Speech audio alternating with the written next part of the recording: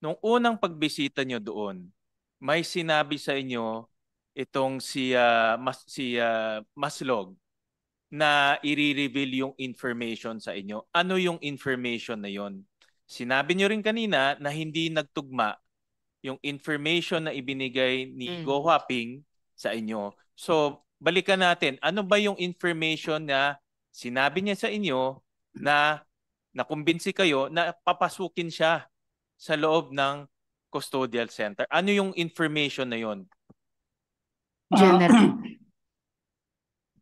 Your Honors, please, there are statements na we need to needs further validation namin. Kaya as of now, hindi ko talaga po siya pwedeng i-public dahil Sabi nyo, General, there are statements that need further validation. Meaning may mga statements na nava-validate nyo na. I think with all due respect kay Senator De La Rosa, na who expressed his solidarity with you bilang dati yung comrade in arms sa institusyon ng PNP. But the overriding sentiment here in the committee, I must impress upon you, General.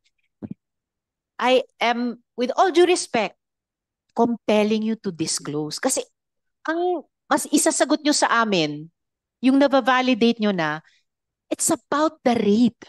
It's about that raid in Bamban. Ito yung closure na kailangan ng komite at ng ating mga kababayan tungkol sa investigasyong ito.